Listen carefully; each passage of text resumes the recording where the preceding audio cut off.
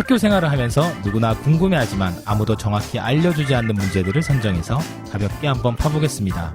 교육에 대한 잡스런 수다, 줄여서 교육 잡수다 제18회 학교, 관료조직인가 교육 공동체인가 지금 시작합니다.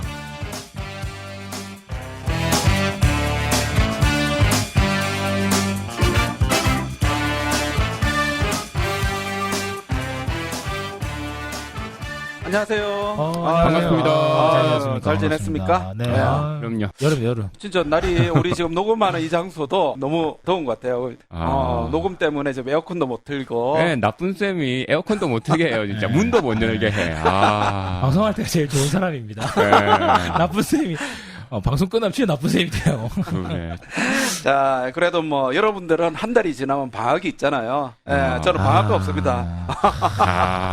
마중한 업무에 시달리고 계십니다, 진짜. 예, 그래서 방학이 있다는 것만 해도 네. 여러분들은 복 받았다 이런 생각이 듭니다. 자, 오늘 방송 들으시면서 조금 더 웃으시고 그다음 좀 힘을 내셨으면 좋겠고요. 무엇보다도 우리 이 방송이 우리 선생님들에게 진짜 살이 되고 피가 되는 그런 방송이 되었으면 좋겠다. 그런 바람으로 시작하도록 하겠습니다. 자, 그럼 우리 먼저 소개하고 진행해 볼까요? 우리 앤디 쌤. 예, 반갑습니다. 쇼생크 탈출의 주인공 앤디 듀프레임처럼 늘 일상의 감옥으로부터 탈출을 꿈꾸다 탈출을 해서 이제는 굳이 뭐 탈출에 대한 감흥이 없어요. 너무 익숙한 휴직자의 삶을 살고 있는 앤디 쌤입니다. 반갑습니다. 아유, 반갑습니다. 예, 우리 토토 쌤. 예, 저는 시네마 천국의 토토처럼 바쁜 일상이지만 열정적으로 따뜻한 마음으로 살고 싶은 토토쌤입니다. 아유, 반갑습니다. 네, 나쁜 쌤. 예, 반갑습니다. 저는 공업계 고등학교에서 전기를 열심히 가르치다가 다시 전기를 가르치고 싶은 그런 욕망으로 가득 차 있는 나쁜 쌤입니다. 예, 반갑습니다. 예, 반갑습니다. 지난 한 달간 어떻게 다 지내셨어요? 앤디 쌤? 사람이 무서운 게 적응은 정말 무서운 것 같아요. 처음에는 이게 막 아이들과 같이 시간 보내고 하는 거 너무 좋아하는데 이제 또 하루가 금방금방 가고 그래서 이제는 제가 육아휴직을 했기 때문에 육아휴직의 목적에 맞게 지난 달에는 이제 아이들과 함께 아이들만 데리고 아빠와 딸 둘이 같이 제주도 여행을 갔다 왔거든요. 그래서 잘했다. 너무 힘들더라고요. 너무 힘들어.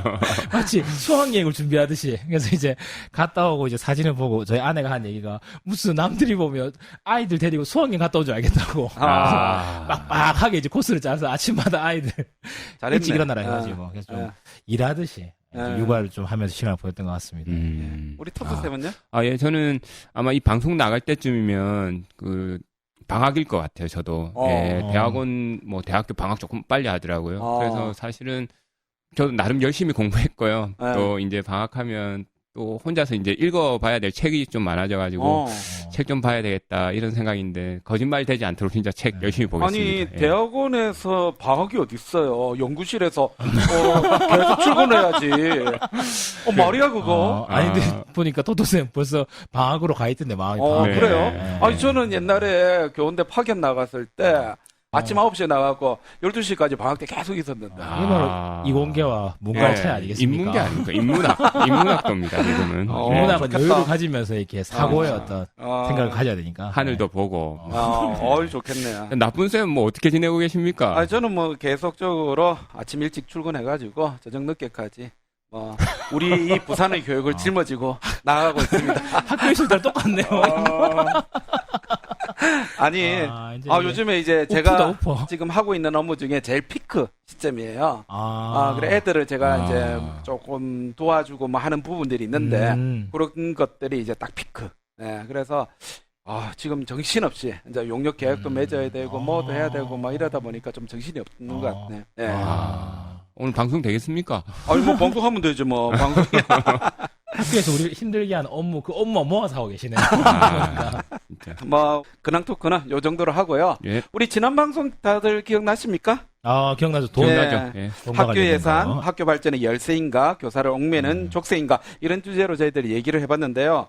뭐 방송에 혹시 피드백 들어온 거 있을까요? 아니 그 전에 우리 나쁜 쌤 교육청에서 좀 계속 일하고 계시잖아요. 사실은 그러기 때문에 지난 방송의 퀄리티도 굉장히 좋았었는데 진짜 어떤 것 같습니까? 이게 예산이 학교 발전의 어떤 열쇠인가 아니면 선생님을 힘들게 한 족쇄인가 좀 지난 방송 이어서 결론을 좀 한번 내려주세요. 그러니까. 아니 사실 제가 학교에 내려주는 돈이 저도 꽤 되거든요. 한 대략 한 20억 가까이. 네, 아. 그 정도, 20억까지는 안 되겠네. 한 15억 정도 되겠네. 15억. 네, 그 정도 돈을 지금 내려주는데, 저도 이걸 내려드리면서 생각이 많이 들더라고요. 예. 과연 이게 학교에서 이 돈을 내렸을 때 정말 좋아하실까? 아니면 그냥 일로 생각하실까? 이런 생각이 저도 사실은 좀 들어요. 그런데 얼마 전에 회의를 한번 간 적이 있는데, 그때 선생님들이 하시는 얘기들 중에서 그래도 조금 의미 있었던 게 뭐냐면, 이 돈 내려주면, 학생들에게 뭐 해야지. 이런 얘기를 하시더라고요. 그쵸. 네. 그 얘기를 들으면서, 그나마 그래도 내가 이런 돈을 드리는 것들이 조금은 선생님들에게 조금 의미 있지 않을까. 그런데, 그건 일부. 네. 또 다른 분은 그거 왜 내려주냐고 또 이게 귀찮게. 그래서 사실 이거는 정답이 없는 부분인 것 같아요. 네, 솔직히 제 입장에서도. 예. 또 애매한 입장으로 정리하셨네요. 아니 저도 지난 방송 끝나고 난 다음에 이제 아내랑 얘기를 하다 보니까 제가 계속 나쁜 쌤의 이야기를 들으면서 약간 좀 관점이 바뀌어가지고 교육청의 입장을 계속 얘기하게 돼가지고 아내가 화내더라고요. 그런 얘기 할 거 하지 말라고. 그래서. 사실 진짜 돈 따오기가 쉽지 않아요, 진짜. 교육청에 저도 있어 보니까 알겠더라고요. 예, 저는 또 우리 방송 관련해서 댓글 좀 찾아봤는데 페이스북이랑 이 팟빵 사이트까지 쭉 봤는데 아무리 찾아와도 지난 방송에 대한 댓글이 없습니다. 제목만 봐도 기분이 안 좋은가 보다. 아니에요. 그래도 다 듣고 계시니까 예, 감사합니다. 예. 하여튼 간에 우리 선생님들 어떻게 됐든 간에 돈을 잘 사용하면 또 득이 되는 부분도 많잖아요. 그렇죠. 그런 것들 좀 꼼꼼하게 계획하셔갖고 우리 학생들에게 필요한 부분들을 정말로 사용하실 수 있는 그런 기회가 좀 많으면 좋겠다. 그런 바람을 교육청 입장에서 이게 사람만 바꾸면 이 교감쌤 얘기하는 거 비슷해요. 아니, 지금 교육청에서 누가 나오신 것 같아. 예, 저도 하다 보니까 그렇네요. 자, 그럼 잠시 우리 중간 시그널 듣고 다시 찾아오도록 하겠습니다.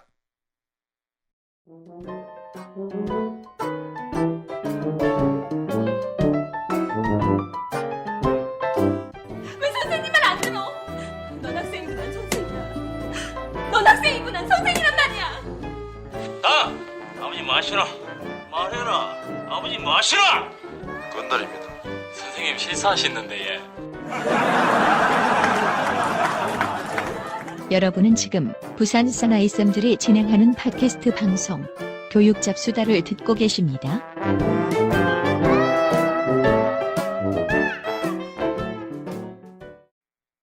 자, 오늘 교육 잡수다 제 18회 야, 이거 발음 잘해야겠습니다. 예. 나 생각 못했는데. 평소에 쓰는 거 아닙니까? 그러네. 생각을 많이 하고 자, 있다. 18회. 자, 오늘 다루려고 하는 주제는요. 조금 민감한 주제일 수도 있는데요. 학교 관료 조직인가 교육 공동체인가라는 주제로 이렇게 시작해 보려고 합니다. 이렇게 얘기하지만 이것도 결론은 또 답이 없이 답 없죠. 사실은 문항 질문들이 사실 화날 수 있거든요. 그러니까. 끝날 수도 있겠지만 그래도 우리 한번 어떤 방향으로 우리가 학교가 가는 것이 좋은지 그런 것들을 한번 같이 좀 얘기해보는 시간 그렇게 가지면 좋지 않을까 이런 생각이 듭니다. 사실 이 관료제 하면 학교하고는 상관없는 것처럼 들리기도 해요. 그런데 우리가 교육학에서 배웠잖아요. 그렇죠. 학교의 어떤 이중 조직이라고. 네네. 기억납니까? 기억 안 나죠. 관료 조직까지는 기억나는데 하나는 뭡니까 또? 유한 결합 체제 이렇게 해서 느슨한 조직. 야 역시. 느슨한 조직. 저는 심지어 이 얘기도 예전에 나쁜 쌤한테 들어서 알고 있어요. 예. 먼저 우리가 이런 부분에 대해서 한번 기사를 한번 검색해 보셨잖아요. 네네. 그러면 앤디 쌤부터 한번 좀 얘기 좀 해주실까요? 저는 이제 학교는 관료 조직이라는 이제 시각과 관련된 기사를 찾아봤는데요. 당연히 학교 조직이 이런 기사가 많아요. 비판적인 기사가 오랜만에 많더라고요. 한 두 가지 정도 찾아봤는데 하나는 뉴스웍스라고 하는 이제 인터넷 매체인 것 같은데 여기서 2019년 1월 7일 이제 신년을 맞이해서 교육청 이제 교사에게 동그란 네모를 만들라는 식으로 지시. 오, 동그란 네모. 야. 굉장히 헤드라인 잘 뽑았죠. 그래서 이 기사 제목을 달고 6분의 이 분야에 국회의원분도 계시고 교육부 차관분도 계시고 여러 가지 관련 전문 교수님도 계시고 그래서 6분이 신년 토론회를 하는 방식으로 이게 만들어진 기사입니다. 여기 보면 저로서는 공감이 많이 되는 게 이런 얘기 들이 있습니다. 뭐 현장에서는 감독기관의 규제가 너무 심하다. 여기서 말하는 감독기관이 이제 교육청 말하는 거예요. 그렇죠. 지원청이나. 네. 그리고 뭐 행정적인 업무 또한 너무 과중하다. 그래서 가르침이라는 본업에 좀 집중하기 어렵다.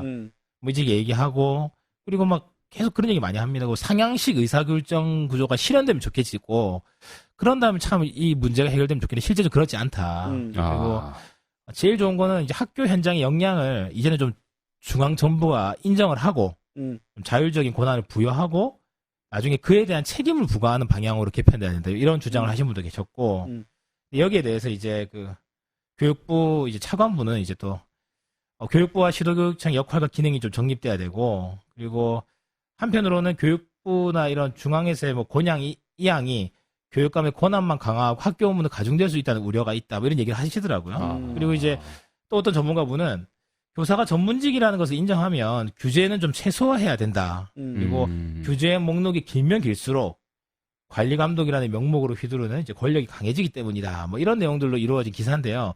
사실은 여기 이 토론회 같은 경우는 교육부와 뭐 교육청의 뭐 어떤 관계를 어떻게 할 것인가에 대한 문제지만 사실은 이건 그대로 학교로 옮겨오면 학교와 교육청 그리고 학교 안의 조직 문화를 그대로 대입할 수 있겠더라고요. 실제로 보면 학교에서 우리가 일하다 보면 수많은 것들이 이걸 하기 위해서 하는 것 같은. 그래서 규제를 하기 위해서 규제를 하고 관리를 해야 되기 때문에 관리를 하는 게 뭐가 뭔지 모르는 이런 헷갈리는 일들이 많은데 사실 이 기사가 너무 굉장히 길기 때문에 자세히 말씀드릴 수는 없지만 결국 핵심은 이룰 수 없는 것들을 끊임없이 요구하는 어떤 교육부, 교육청, 학교의 어떤 관료적인 문화가 어떻게 보면 학교 본연의 임무인 가르치는 임무를 좀 방해하고 있다. 뭐 그런 내용이 좀 기사의 핵심인 것 같더라고요. 네.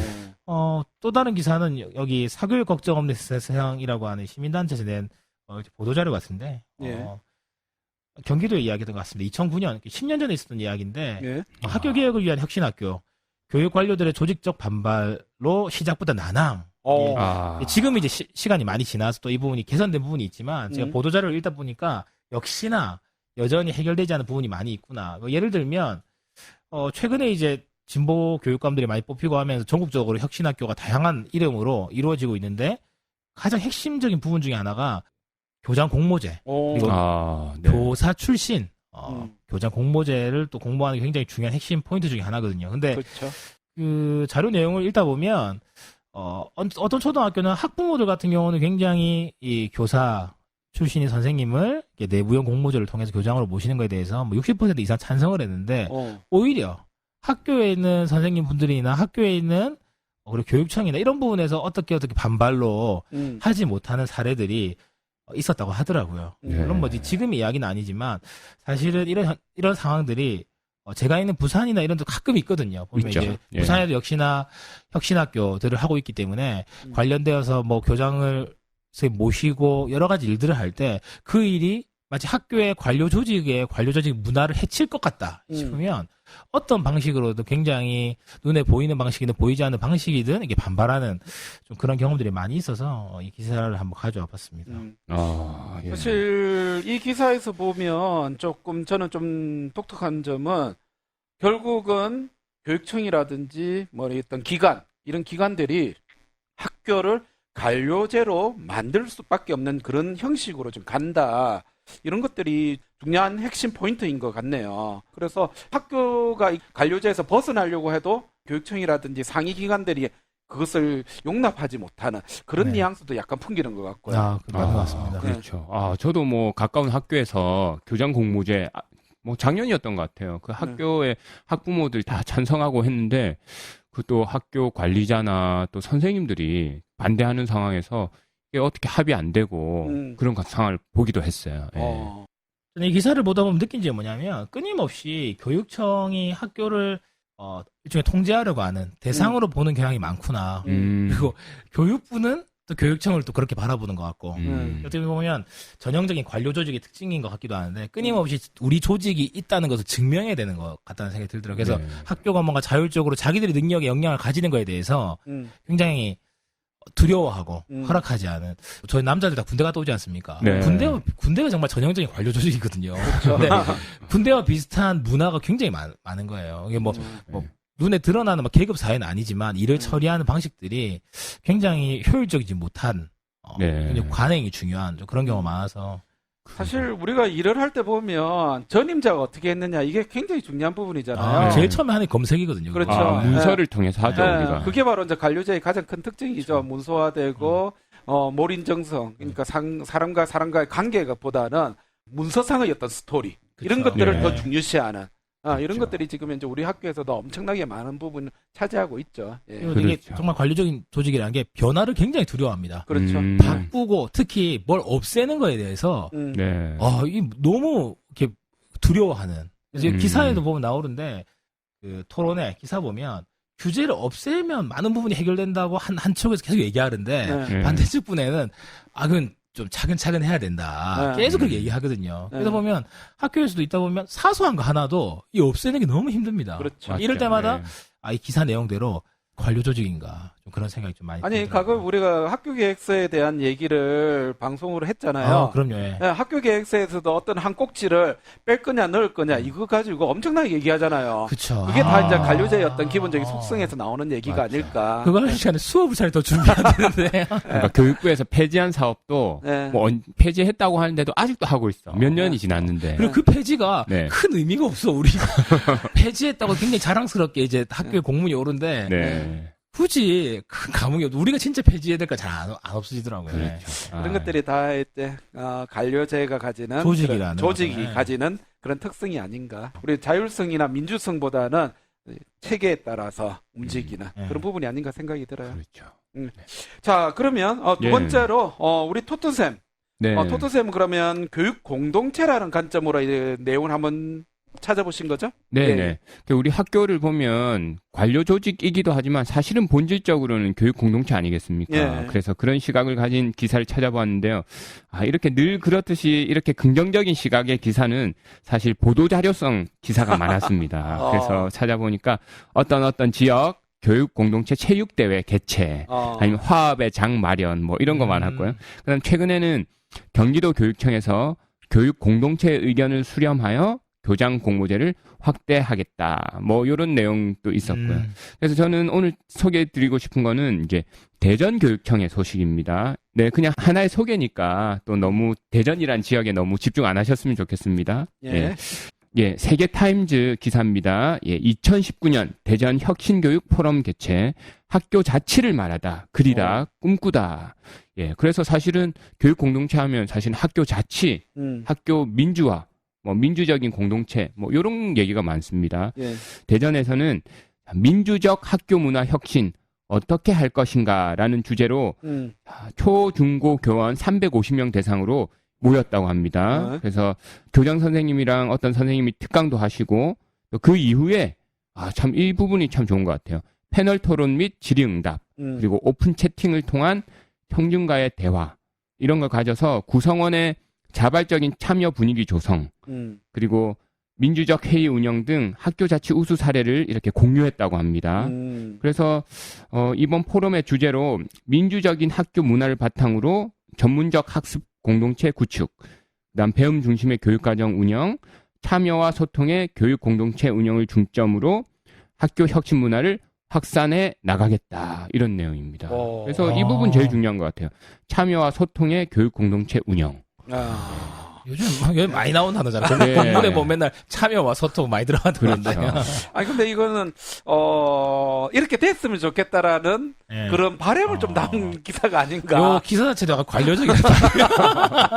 요 행사가 약간 관료적이네. 그렇죠. 네. 사실 관료 조직이라는 걸 또 인정하는 기도 하고 또 그걸 네. 좀 극복하자는 의미 같기도 해요. 네. 사실 제가 몸담고 있는 학교가 혁신 학교거든요. 네. 그래서 그렇죠. 제일 중요한 것 중에 하나가 그 초기 단계에서는 민주적인 학교 문화 만드는 거 이게 제일 중요했거든요. 그래서 사실 진행되고 있습니다. 많이 진행됐고요.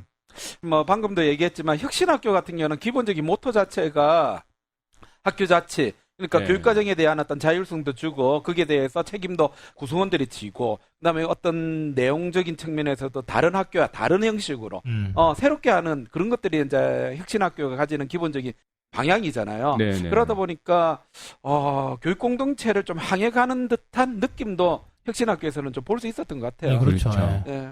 예, 조금 진짜 관료 조직 문화를 좀 극복했다 싶은 게 교육지원청에서도 예. 이 혁신학교에서 하는 사업들이나 이런 거에 대해서 네. 큰 터치가 없고 아, 그 핵심인 것 같더라고요. 안 건드리는 네네. 거. 큰 터치가 없고 또 교육청에서 하는 사업에 완전히 똑같이 안 해도 약간 이렇게 느슨하게 이렇게 좀 신뢰를 한다고 할까요? 네, 약간 자율성을 진짜 주더라고요. 근데 나중에 3년 뒤에 그 혁신학교 평가할 때 또 잣대로 재는 거 아닙니까, 이거? 아직 그건 모르겠지만. 아니, 그 얘기 걱정하시는 분 많거든요. 그래서 네. 나중에, 지금은 모르지만 나중에 시간 지나고 난 다음에 돈 쓴 거랑 다 감사하고 확인하고 이런 거 아니냐고. 그렇죠. 자, 그게 바로 이제 관료제에 네. 대한 부분이죠. 그거 정도는 지켜야죠. 네. 그런데 교육 공동체라고 할지라도 기본적으로는 이제 관료제의 어떤 기본적인 성향은 필요하지 않을까 그쵸. 이런 생각은 네, 들어요. 맞습니다. 예. 왜냐하면 이 관료제라는 시스템이 예. 찾아보면 거의 고려시대 때부터 시작된 거거든요. 예. 그러니까 이 관료제가 수천 년 동안 안 없어진 거 보면 예. 나름의 다 이유가 있는 것 같아요. 아니 사실은 이제 이 관료제가 나왔던 게 교육 시스템에서 나온 것이 아니라 그렇죠.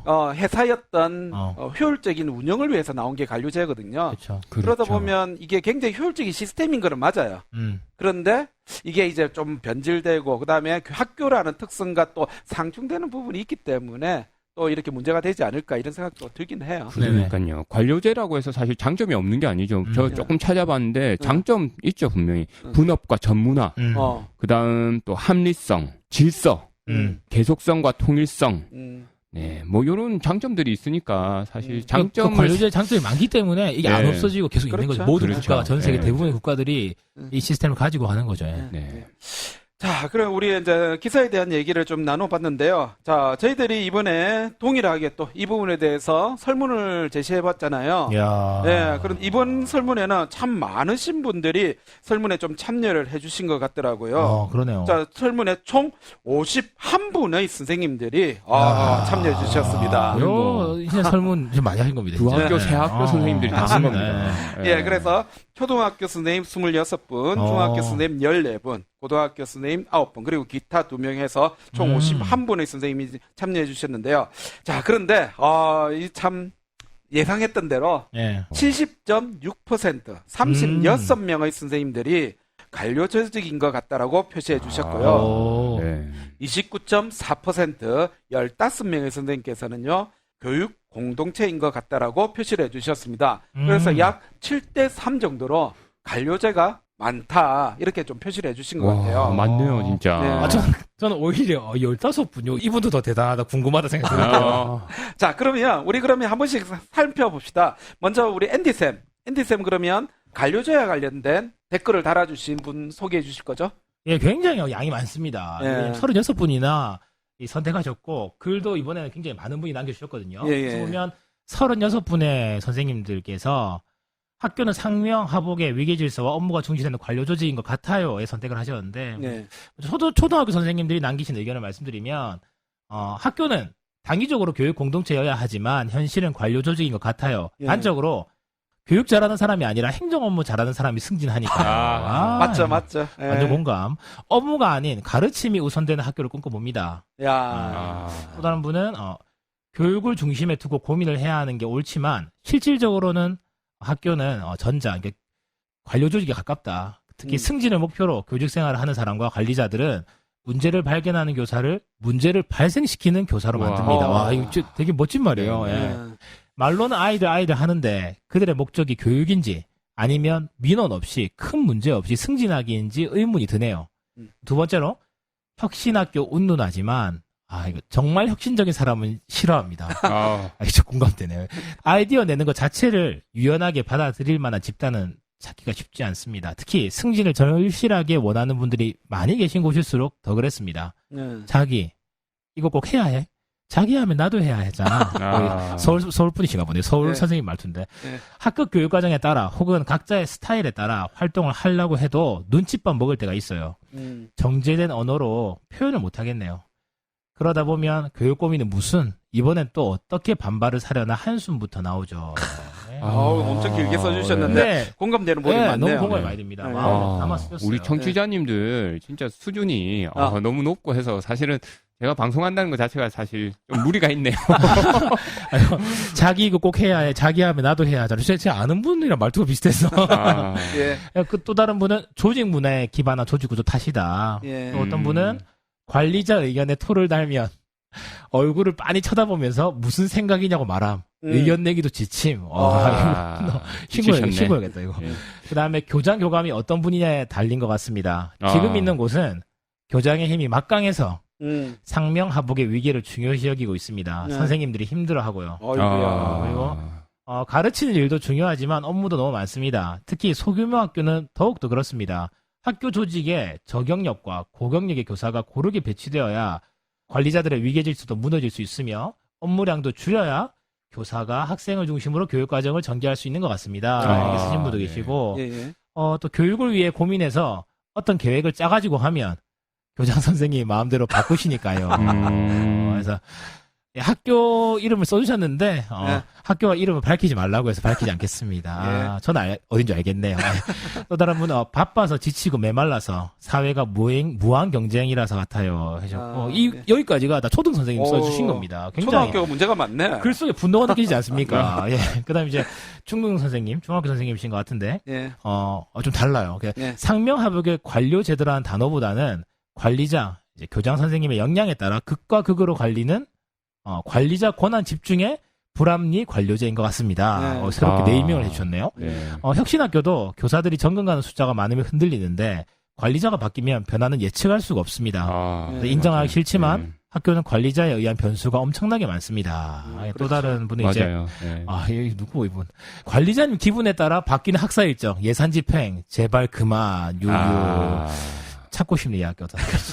그다음에 기타라고 표시한 분들 아마 이제 특수 선생님이신 것 같아요. 보면 공문서, 즉 잡무, 행정 업무가 수업보다 중시되고 있고 법이나 매뉴얼에 오류가 있어도 법이나 매뉴얼대로 처리하면 책임을 지지 않아도 되지만 상황에 대한 정확한 인식을 토대로 기지를 발휘한 경우는 오히려 민원과 소송에 시달릴 위험성이 크기 때문입니다. 와.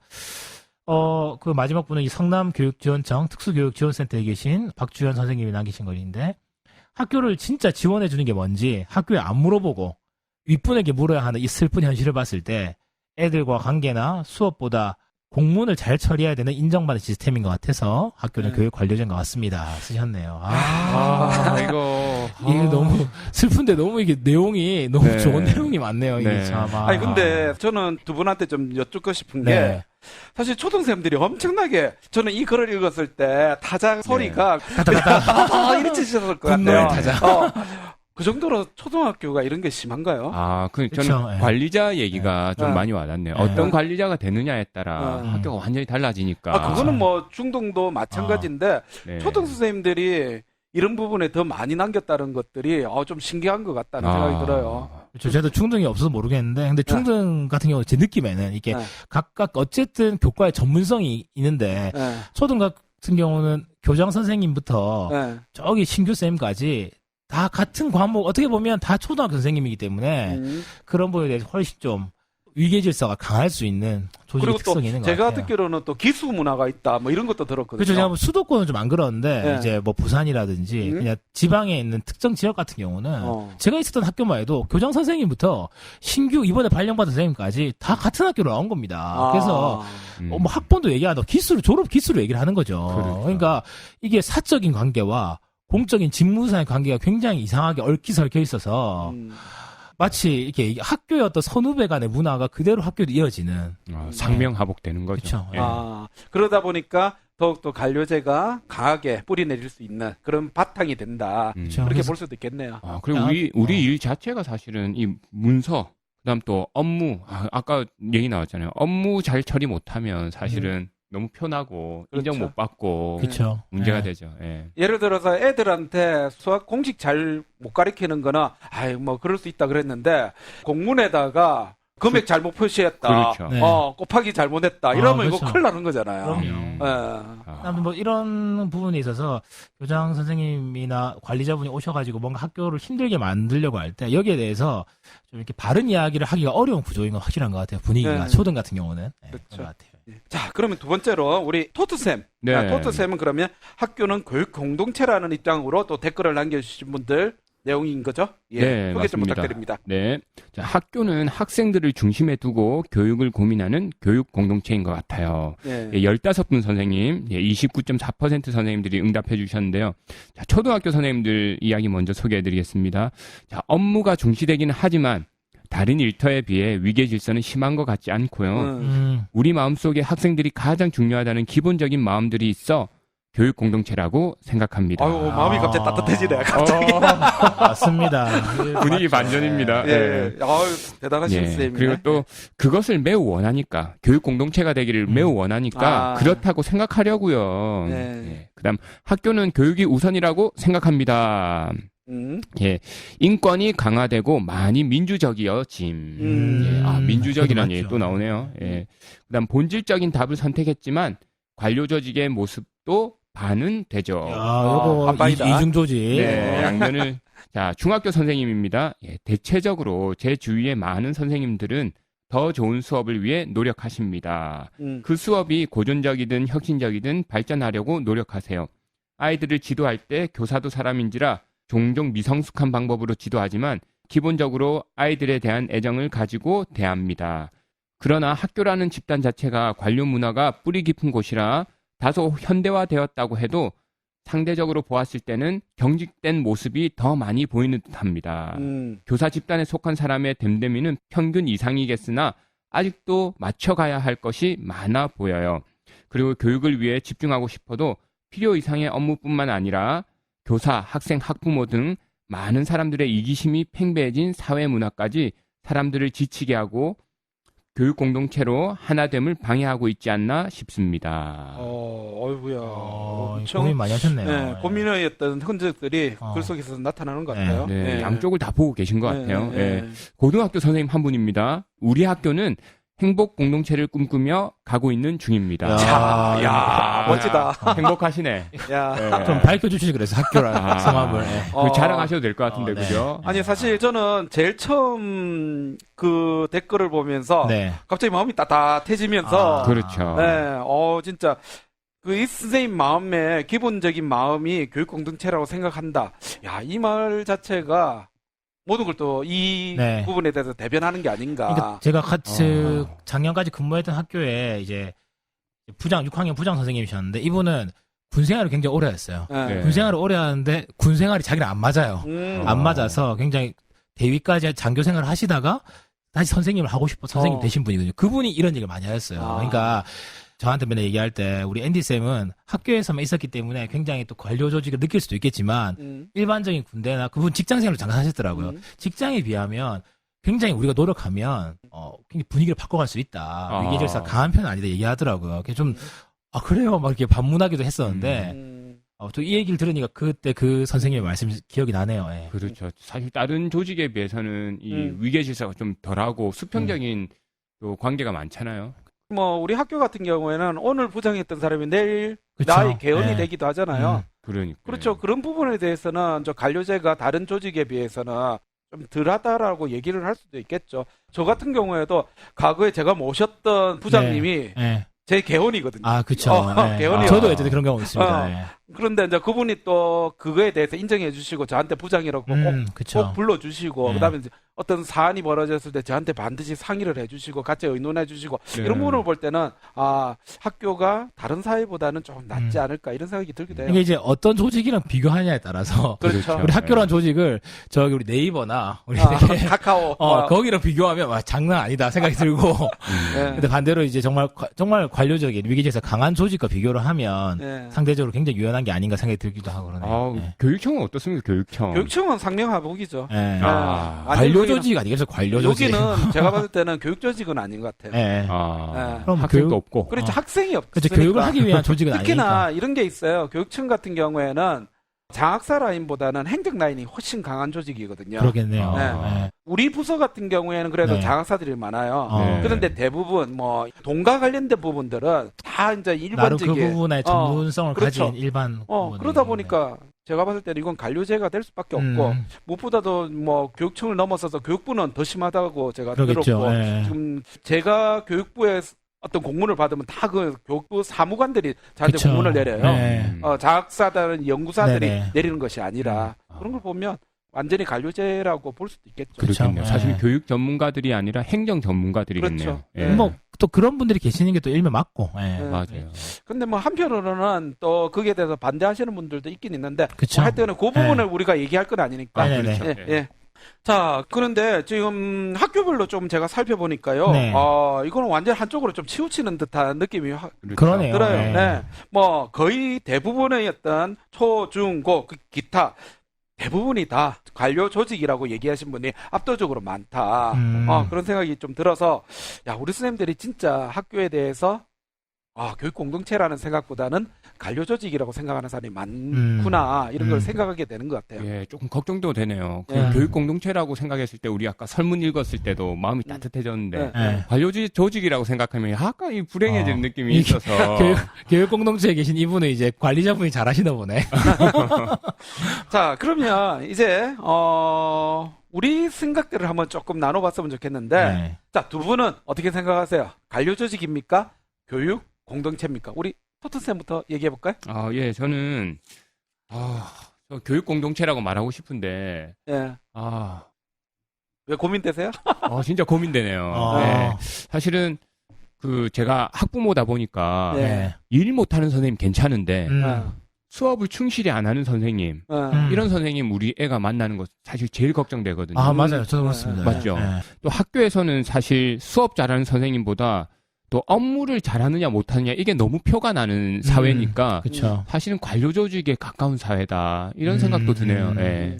아니 근데 사실 뭐 학생들을 대한다고 해서 이게 교육 공동체라고 얘기할 수는 없는 거잖아요. 그렇죠. 네. 네. 학생들을 잘 다루더라도 관료제일 수도 있고 예를 들어서 진짜 군대식으로 애들 네. 딱딱 맞춰가고 줄도 서게 만들고 이렇게 하는 네. 그럼 또 관료제를 또 전파하는 그렇죠. 네. 하나의 그럴 수 있죠. 통로가 될 수도 있는 거잖아요. 뭐 그래서 교사가 수업에 중점을 둔다고 해서 또 관료제가 아닌 건 아닌 거고 하여튼 이것도 좀 복잡한 얘기가 되지 않는가 싶은데요. 예.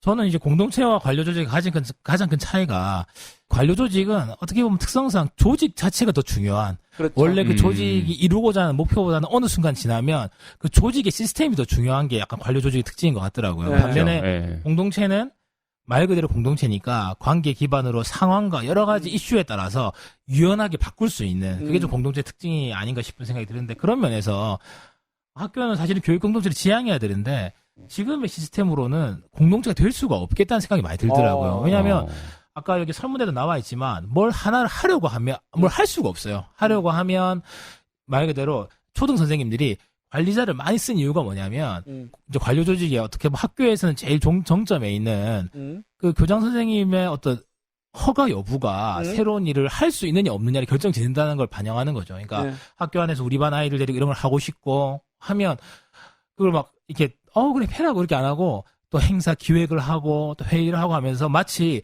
새로운 조직이 또 만들어지는 그런 일들을 경험하다 보면 선생님들이 하기 싫다. 안 하게 되는 게 아닌가 생각이 많이 들더라고요. 안 그래도 이 부분 관련해서 어제 막 집에서 아내랑 이런 얘기 많이 했거든요. 일반적인 선생님들의 의견인 것 같은데 일단 교장 선생님이나 뭐 동학년 선생님은 뭘 하자고 하면 싫은 거예요. 싫은 이유가 뭐냐면 일단 뭔가 변화하는 거. 그렇죠. 그러니까 변화하는 거는 굉장히 힘든 거고 두려운 거라는 것이 선생님들 마음속에 새겨진 거 보면 정말 변화가 없이 가만히 사고 없이 한 해가 쫙 가는 게 제일 좋다라고 생각하는 게 우리 마음에 있는 거 보면 우리도 사실 어떻게 보면 관료 조직이라는 이 조직 문화가 우리 몸속에 좀 배어 있는 게 아닌가. 네. 그래서 아무리 교육청에서 뭐 교육 공동체 뭐 이렇게 얘기를 하는데 그거 자체를 구현하는 방식이 굉장히 관료적이거든요. 네. 이제 그 교육계획서에 교육 공동체 문구 넣으세요. 이제 현수막 같은 거 만드세요. 교육 공동체 해야 되니까 교육 공동체 TF팀을 만드세요. 뭐 이런 식으로 진행하는 게 이게 참 쉽지가 않구나. 네. 그래서 왜냐하면 교육청이나 기부 학교가 수십 년간 어떻게 보면 관료 조직 시스템 안에서 왔기 때문에 자기들이 이걸 공동체로 바꾸는 방식 자체가 아직까지 이해가 안 된 건 아닌가 생각이 들더라고요. 네. 방금 얘기해 주신 것다 보니까 사실 관료 조직이냐 교육 공동체냐 했을 때 선생님들에게 제일 중요한 기준은 저는 이게 아닐까 싶어요. 우리가 어떤 일을 하느냐, 선생님들이 하고 싶은 일을 하고 있느냐, 아니면 시도할 수 있느냐, 요러면 이제 좀 교육 공동체가 될 것 같고요. 학생들하고 그렇죠. 같이. 아니면 학교에서 시키는 일만 많이 하고 있느냐. 그렇죠. 예, 이건 이제 또 관료 조직이 되니까 사실 선생님들이 어떤 일을 하고 있느냐에 따라 체감하는 게 달라지지 않을까. 근데 학교에 있는 우리 교사 자체가 사실 전문직이라고 얘기하잖아요. 네네. 그런데 사실 우리 전문직이라고 하면 자기 분야에 대해서 자기가 책임지고 자기가 네. 결정하고 자기가 그것에 대해서 의사 진행할 수 있는 그쵸. 그런 분위기가 있어야 되는데 이런 전문직이라고 할 수 있는 모습이 있나?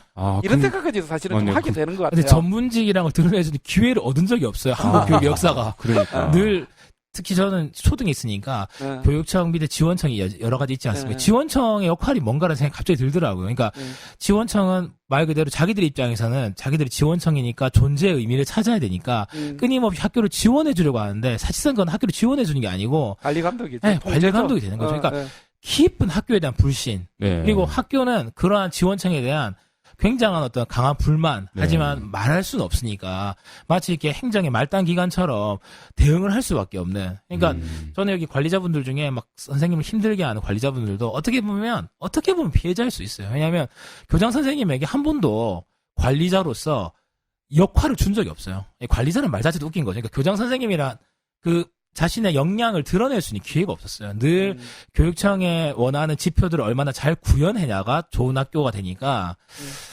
저는 지원청이 말 그대로 지원청을 하고 싶으면 코디네이터 역할만 좀 해주면 좋겠다는 생각이 들더라고요. 사실 네. 저는 이제 전문직이라고 얘기를 했지만 우리가 진짜 전문직이 되기 위해서는 우리끼리 그러니까 교사끼리 얘기할 수 있는 시간.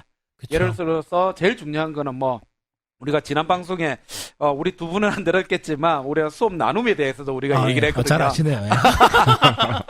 그러니까 수업이라는 것들을 중점에 두고 우리 선생님들이 같이 이런 얘기들, 진짜 우리 학교가 발전에 대한 부분들, 교사의 삶에 대한 부분들 이런 것들을 나누어서 같이 얘기할 수 있는 그렇죠. 그런 시간들이 있어야 되는데 학교가 그것을 할 수 있는 공간들을 마련해 주지 않기 때문에 더더욱이나 우리가 전문성이라는 부분, 전문직이라는 부분 이런 분들이 좀 어려운 것 같고요. 무엇보다도 그렇게 하는 것이 효율적이 않다는 그런 또 마인드가 우리한테는 깔려 있지 않은가 이런 그렇죠. 생각이 들더라고요. 그런 의미에서 또 전문적 학습 공동체 예. 요 운동이 사실은 좀 의미가 있네요. 선생님들 좀 모일 시간 확보해주고 예. 또 예산도 지원되잖아요. 예. 그리고 또 선생님들 또 의미 있게 활동하시는 분들이 갈수록 많아지는 것 같아요. 예. 예. 저희 아내가 무슨 얘기냐면 최근에 이제 학교에 저희 아내 1학년 이제 맡고 있는데 제일 일주일에 행복한 시간이 언제냐고 얘기하냐면 일주일에 한 번 모여가지고 그 다음 주에 우리 1학년이 어떤 활동, 어떤 수업을 할지 같이 그렇죠. 이렇게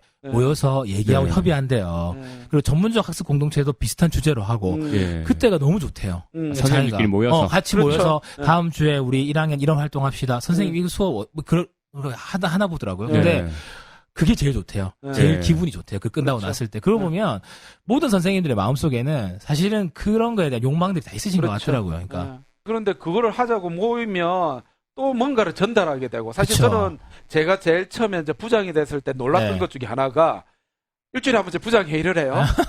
그런데 부장회의가 뭐 다 아시잖아요. 네, 그렇죠. 교장선생부터 시작해서 각 부의 활동들에서 그 전달하고 전달의 시간이지. 전달하고 자 마치겠습니다. 네. 야 이걸 보면서 부장회의만큼은 그래도 학교의 발전과 학교의 미래를 위해서 같이 의논하고 진짜 비전의 탐색 시간이 돼야 되는데 네. 그게 안 된다는 걸 보고 제가 너무 쇼킹했어요. 그렇죠. 예. 그 민주적인 협의 문화 뭐 이거 안 그렇죠. 되는 거죠. 진짜 네. 회의할 때 언제인 줄 압니까? 네. 선생님들의 의견이 교장선생님 의견이 안 맞을 때. 그래 회의하죠. 다시 얘기해보세요. 제일 힘든 시간이었어요. 그거는 네. 기획위원회 네. 뭐 이런 거 진짜 힘든 기획을 안 시간이었어요. 해. 기획위원회인데 기획은 맞아요. 안 해요. 예. 그래서 저는 이런 것들 보면서 이런 문화가 좀 선생님들끼리 모여서 같이 얘기하고 토론하고 같이 생각해 볼 수 있는. 근데 사실 또 이런 거 하자고 하면 또 싫어하는 선생님들도 상당히 많아요. 회의는 그쵸. 짧게. 네. 뭐 이렇게 얘기하시는 사실은 분들인데. 그게 다 상처입니다, 상처. 그런 그렇죠. 경험들이 그렇게 된 거죠. 네. 예. 협의를 해도 소용없는 때가 있거든. 네. 협의를 해서 이렇게 하자 했는데 다음 날 관리자- 전혀 다르게 하고 있어. 그런 걸 경험하면 학교 회의 다 거짓말이구나. 짧게 하는 게 좋구나 생각하는 거죠. 이때 예. 관리자의 역할이 중요하다는 거죠. 예. 그래서 저희도 사실은 계속 이런 관리자라는 말을 쓰는 것 자체가 이게 원래 공식적인 언어인지 모르겠는데 너무도 우리 자연스럽게 쓰고 있죠. 이 말 속에 교장 교감 선생님은 관리하는 사람이구나라고 우리도 머릿속에 참 입력이 되어 있는 게 아닌가 생각이 드네요. 예. 사실 저하고 이제 생각이 좀 같으신 몇 분의 선생님들이 계세요. 네. 그래서 저희들이 한 달에 한 번씩 꼭 모여가지고 교육의 어떤 발전적인 모양이라든지 우리가 하고 싶은 교육의 어떤 형태 이런 것들에 대해서 네. 논의하는 선생님들이 몇 분 계세요. 우리가 모여가지고 똥구름 잡는 얘기예요. 네. 근데 그 얘기할 때만은 정말 진지해요. 네. 그리고 그것들이 정말 이루어졌으면 좋겠다. 이런 생각으로 그냥 말도 안 되는 얘기도 우리 많이 하거든요.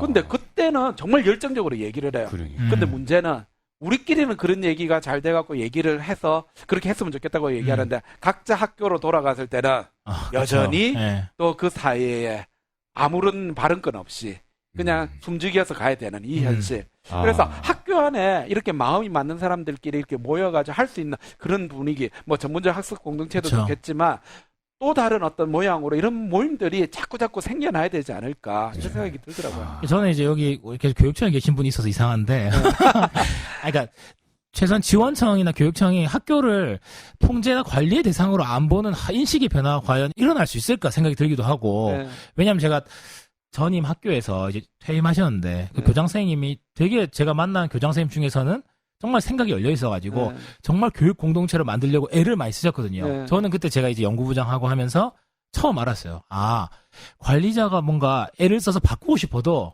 이 시스템상 안 되는 게 굉장히 많다는 걸 그렇죠. 알았어요. 네. 그러니까 그 되게 작은 학교였기 때문에 교장 선생님께서 상당한 업무도 자기가 직접 하시기도 하고 그리고 뭔가 의미 있는 활동을 하기 위해서 굉장히 노력을 하는데 같이 이제 교장 선생님과 협의를 하고 진행하다 보니까 뭘 하려고 하면 사이사이에 교육청에 시키는 일들이 계속 들어오는 거예요. 그래서 그걸 해내는 것 때문에 오히려 원래 우리가 우리 학교 상황에 맞는 행사를 제대로 하지 못하는 그런 걸 제가 한 2년 정도 경험하면서 아 이게 꼭 학교만의 문제는 아니구나라는 생각이 많이 그렇죠. 들더라고요. 네. 그러니까 물론 교육청까지는 어떻게 보면 철저하게 시스템적으로 관료 조직으로 돌아가지만 학교는 학교대로 마치 그냥 하나의 다른 공동체로서 좀 바라보면 어떨까? 물론 이제 이상한 학교가 많이 생길 수도 있죠. 실제로 이제 보면 또 막 사건 사고도 많이 일어나니까. 근데 제가 앞에 읽었던 기사에 나온 것처럼 자유를 주되 문제가 생겼을 때는 거기에 대한 철저하게 책임을 묻는다면 그렇죠. 네. 전 해결될 수 있을 것 같고 여기 이제 토토쌤 설문에 나온 것처럼 매뉴얼에 오류가 있어도 법이나 매뉴얼대로 처리하면 책임을 안 져도 되지만 상황에 따라서 정확한 인식을 토대로 기지를 발휘할 경우에 오히려 민원이 발생하는 이거 정말 대표적인 것 같거든요. 그러니까 계속 물론 옳은 부분도 있는데 매뉴얼대로 하는 게 너무 중요한 거 하더라고요. 네. 근데 학교마다 상황이 다르고 입장이 다르기 때문에 그걸 흔히 이제 약간 흔한 말로 유도리 있게 융통성 있게 할 수 있는 게 불가능한. 네. 사실 참 이게 힘든 얘기예요. 예. 그쵸. 유도리와 네. 규칙 이거 네. 참 어떤 사람들은 너무 유도리하게 하거든. 그래서 아마 매뉴얼이 나온 걸 건데. 근데 한 가지 또 중요한 게 권한인 것 같아요. 권한. 네. 우리 관리자 얘기도 하고 있는데 제가 혁신학교에 아는 한 선생님 네. 중에 한 분이 학부모 회의를 엄청 열심히 하는 거예요. 그다음 또 학부모 회의에서 나온 의견들을 운동회나 학교 행사할 때 정말 반영을 많이 하는 거예요. 그리고 학생 회의도 또 열심히 해요. 학생들의 의견도 학교 생활에 엄청 반영을 많이 해요. 와, 선생님, 그 회의 제일 힘든 건데 그거 어떻게 그렇게 회의하고 그렇게 반영 자꾸 하고 그럽니까? 그 얘기 다 들어주려면 엄청 힘들잖아요. 그러니까 그분 하는 말이 이렇게 해야 관리자의 권한이 줄어든다. 이런 얘기를 했거든요. 학부모의 권한, 학생들의 권한 이걸 계속 키우는 거죠. 이게 마음대로 되지는 않지만 아주 중요한 지점인 것 같아요. 아유 중요한 얘기네요. 예. 네.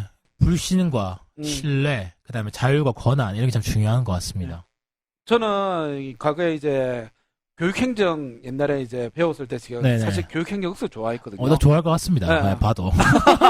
거기 보면 이제 맥그리그라는 사람이 XY 이론을 제시를 들어보고 해요. 왔네. 맥그리거는 영화 배우인데. 이완 맥그리고.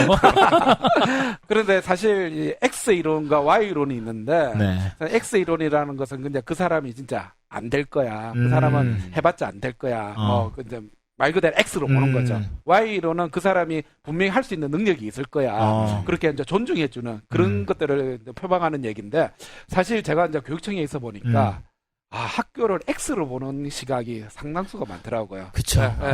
맞아요. 결국은 X로 보기 때문에 통제를 해야 되고, 통제를 하지 않으면 잘 못할 거야, 라는 그런 생각을 가지고 있으니까, 그쵸. 또 이런 게 되는 게 아닌가. 그래서 좀 위에 상위 기관부터 학교를 Y로 볼 수 있는 그런 생각도 좀 바뀌어야 되지 않을까. 근데 이런 대한민국 생각이 역사 속에서 한 번도 네. 학교를 Y로 본 적은 없는 것 같아요. 네. 그러니까 어제 막 아내를 이 얘기를 늦게까지 얘기했는데 이게 일제시대 때부터 시작돼서 그런가? 일제강점기 때부터 시작돼서 그런가? 그런 생각이 들 정도로 그러니까 네.